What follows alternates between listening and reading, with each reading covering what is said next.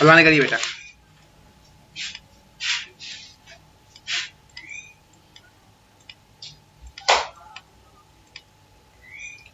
Welcome to YouTube channel GK. Welcome to YouTube channel GK GS with Manish sir. साथियों, आज मैं आपको बताऊंगा कि बिहार पुलिस में कौन कौन से महत्वपूर्ण प्रश्न आ सकते हैं और साथियों किस तरह से पूछे जाते हैं। कुछ दिनों के बाद मैं साथियों आपको बिहार पुलिस के हिंदी के भी प्रश्न करवाऊंगा।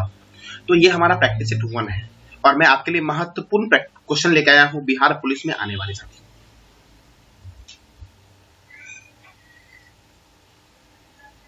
Welcome to YouTube channel GK GS with Manish sir.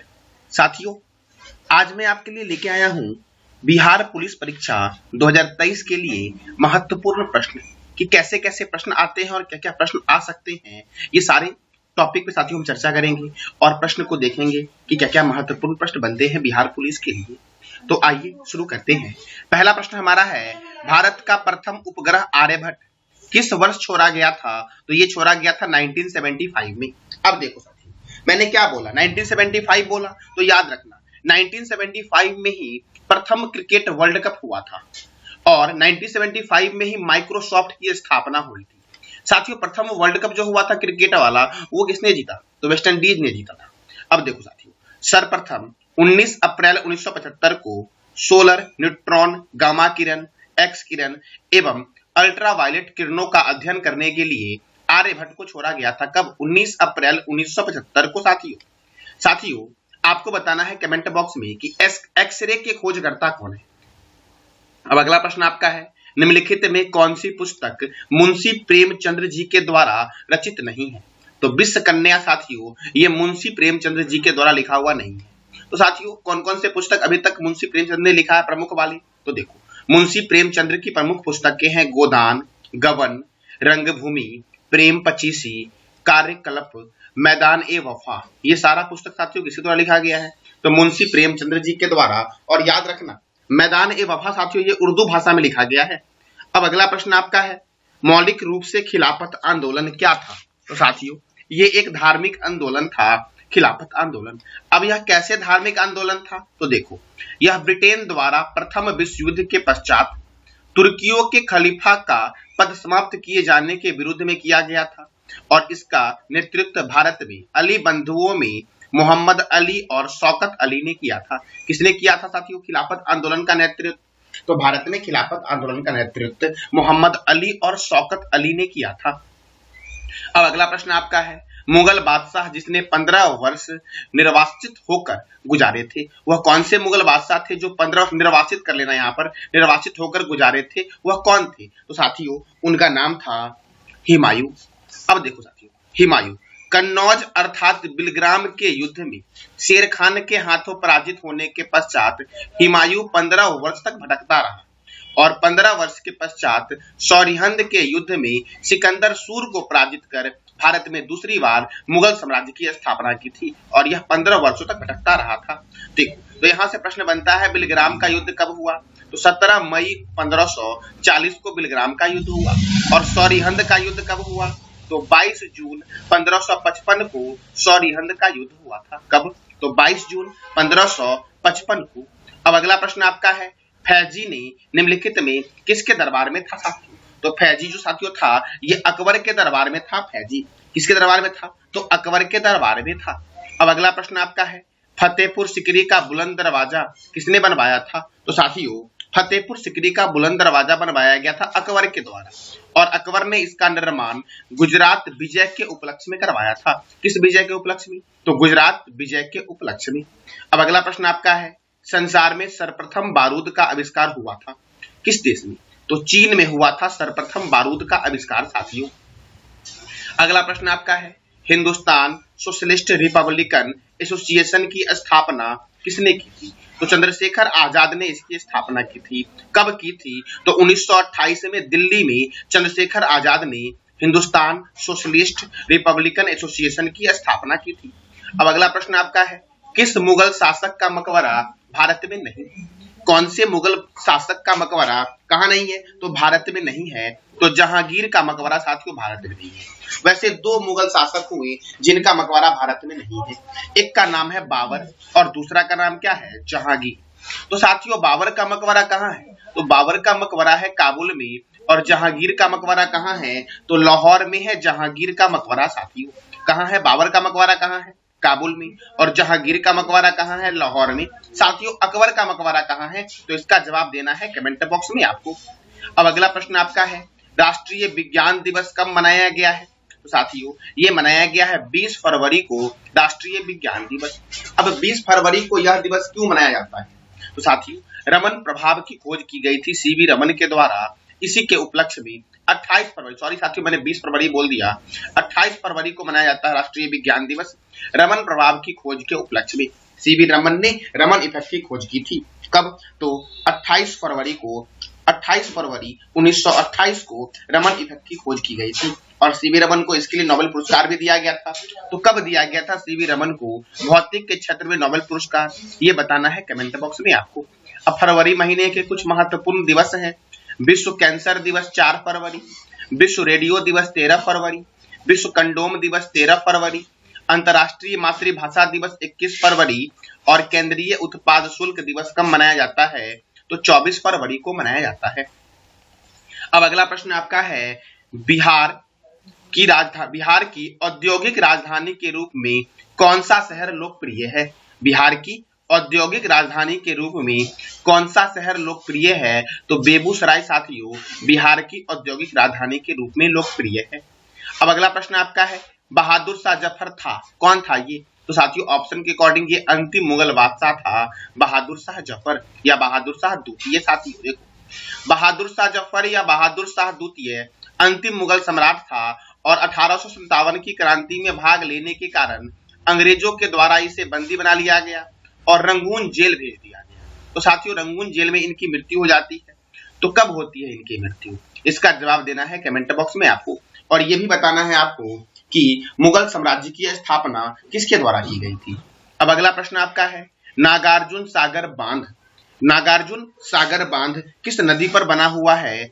तो कृष्णा रिवर पर बना हुआ है आंध्र प्रदेश में और आंध्र प्रदेश में ही साथियों भारत का सबसे बड़ा बाघ रिजर्व है नागार्जुन श्रीशल्म बाघ रिजर्व।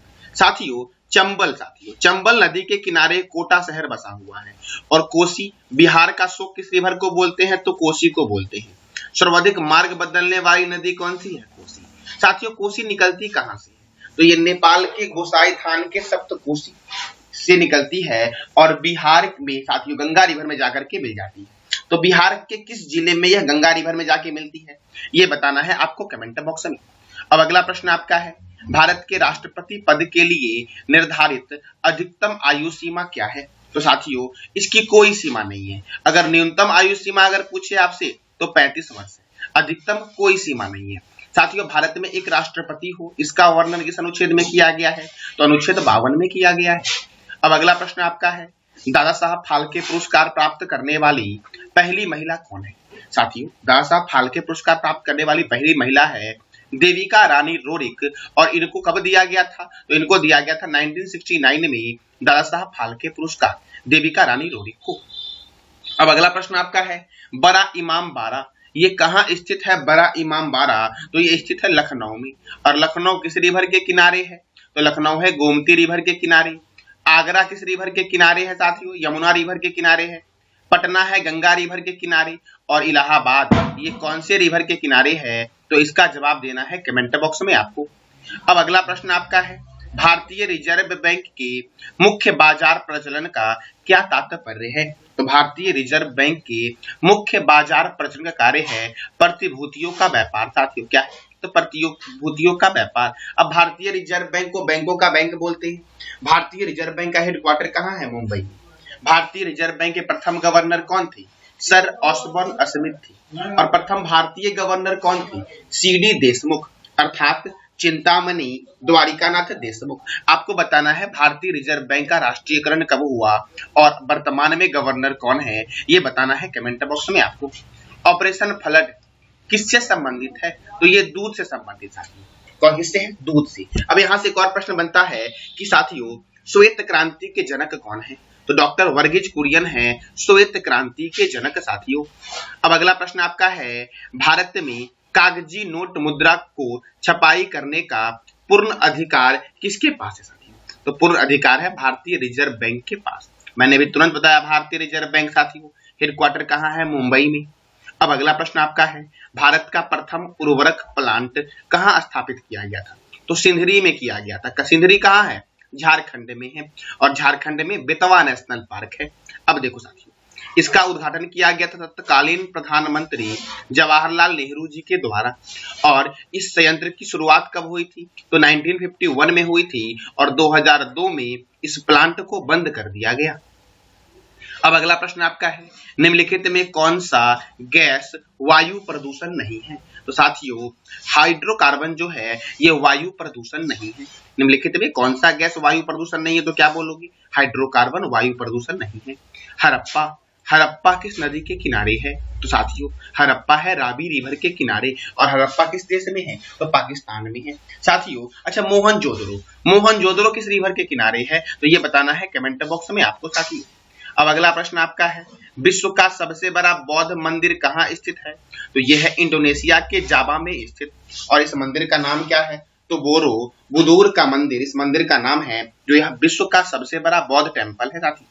कहाँ है? तो इंडोनेशिया में है साथियों। इंडोनेशिया की नई राजधानी क्या होगी? वैसे इंडोनेशिया की वर्तमान में राजधानी क्या है? जकार्ता है। इसकी राजधानी बदल दी गई है। क्यों साथियों? क्योंकि इंडोनेशिया की राजधानी जकार्ता जो है वो तेजी से साथियों समुद्र का पानी बढ़ रहा है और ये पानी के अंदर जा रहा है, इस कारण से इसकी राजधानी बदल दी जाएगी। तो इसकी नई राजधानी क्या होगी ये बताना है कमेंट बॉक्स में आपको। अब अगला प्रश्न आपका है, पटना उच्च न्यायालय की स्थापना कब हुई साथियों? तो पटना उच्च न्यायालय की स्थापना हुई थी 1916। कब हुई? तो 1916 को हुई। अब देखो साथियों, पटना उच्च न्यायालय की स्थापना 3 फरवरी 1916 को की गई थी, और इस न्यायालय के प्रथम मुख्य न्यायाधीश कौन थे? तो सर एडवर्ड मायनसन इस न्यायालय के प्रथम मुख्य न्यायाधीश थे साथियों। वर्तमान में सर्वोच्च न्यायालय के मुख्य न्यायाधीश कौन है ये बताना है कमेंट बॉक्स में आपको। फ्रंटियर गांधी के नाम से किसे जानते हैं? फ्रंटियर गांधी या सीमांत गांधी के नाम से किसे जानते हैं? तो खान अब्दुल गफ्फार खान को जानते हैं साथियों। खान अब्दुल गफ्फार खान ने लाल कुर्ती आंदोलन और खुदाई खिदमतगार संगठन को बनाया था। इन्हें बाचा खा के नाम से भी जानते हैं, सीमांत गांधी के भी नाम से जानते हैं साथियों। अब और भी कुछ महत्वपूर्ण साथियों उपनाम है, जैसे सीमांत गांधी खान अब्दुल गफ्फार खान को कहते हैं, वृद्ध पुरुष अर्थात वृद्ध पुरुष दादा भाई नौरोजी को कहते हैं, लौह पुरुष सरदार वल्लभ भाई पटेल जी को कहते हैं, शांति पुरुष लाल बहादुर शास्त्री को कहा गया है शांति पुरुष, बंगाल केसरी आशुतोष मुखर्जी को कहा गया है, पंजाब केसरी लाला लाजपत राय को कहा गया है, बिहार केसरी डॉक्टर श्री कृष्ण सिंह, बंग बंधु शेख मुजीबुर रहमान को कहा गया है बंग बंधु। देश बंधु किस व्यक्ति का उपनाम है? तो चित्तरंजन दास का है। दीन बंधु CF एंडूज का है।